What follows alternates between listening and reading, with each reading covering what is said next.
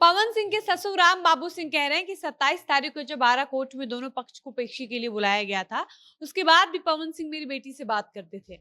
हमसे तो बात नहीं हो पाती थी, लेकिन ज्योति सिंह को फोन करते थे। पेशी के बाद दोनों की लगातार फोन पर बातचीत होती थी, हंसी मजाक होता था।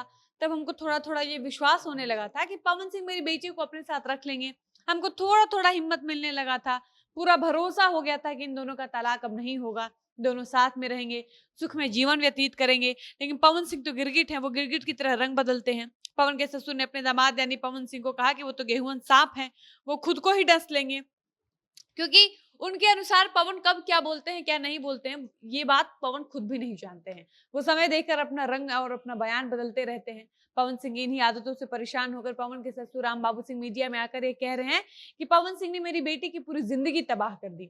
बाकी हम आपको आगे की वीडियो में बताते हैं कि पिछले 7 तारीख को आरा कोर्ट में जो पेशी हुई थी, उस पेशी के बाद पवन के ससुर का इस पूरे तलाक प्रकरण पर क्या कुछ कहना है, वो लोग आगे क्या चाहते हैं। लेकिन उससे पहले नमस्कार, मेरा नाम है डॉली पांडे, मेरे साथ है कैमरामैन विशाल और आप देख रहे हैं जनता जंक्शन।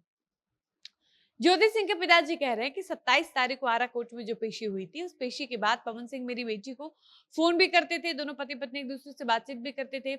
पवन सिंह मेरी बेटी के पास फोन आता था, अब वो फोन करके मेरी बेटी से खूब हंसी मजाक करते थे, लेकिन वो ये सब जानबूझ कर करते थे। मेरी बेटी को बहलाने फुसलाने के लिए करते थे, ताकि मेरी बेटी की तरफ से कोई खास डिमांड न किया जाए, इसलिए वो बातचीत करना, फोन करना शुरू किए थे। लेकिन हम लोग ये समझ नहीं पाए थे कि ये सब करके वो अपनी बातों में फंसाना चाहते थे, ताकि हम लोगों की तरफ से कोई स्ट्रिक्ट एक्शन न लिया जाए, कोई बड़ी मांग न की जाए। और ये बात हम लोगों को तब समझ में आई जब आरा कोर्ट में 7 अक्टूबर को दूसरी पेशी के लिए जज द्वारा जब बुलाया गया था, तब पवन सिंह फिर से वही जिद करने लगे कोर्ट के सामने, न्यायाधीश के सामने, कि वो मेरी बेटी को अपने साथ रखने के लिए तैयार नहीं है, उनको तलाक चाहिए, जिसके लिए वो वन टाइम सेटलमेंट करने को तैयार है।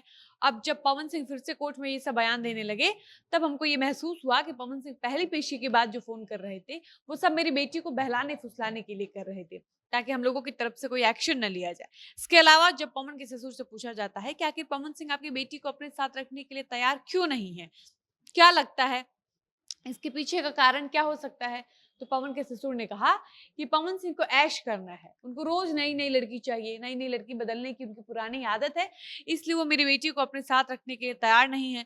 क्योंकि वो बहुत अच्छे से जानते हैं कि अगर मेरी बेटी उनके साथ रहने लगेगी तो वो ऐश नहीं कर पाएंगे, इसलिए वो ज्योति को साथ रखने से डरते हैं। इतना ही नहीं, पवन के ससुर ने यह भी कहा कि हम लोगों के पास बहुत कुछ ऐसे सबूत है जिसको हम लोग बाद में मीडिया के सामने दिखाएंगे, पर पवन सिंह के व्यक्तित्व और उनके चरित्र का हम पर्दाफाश जरूर करेंगे।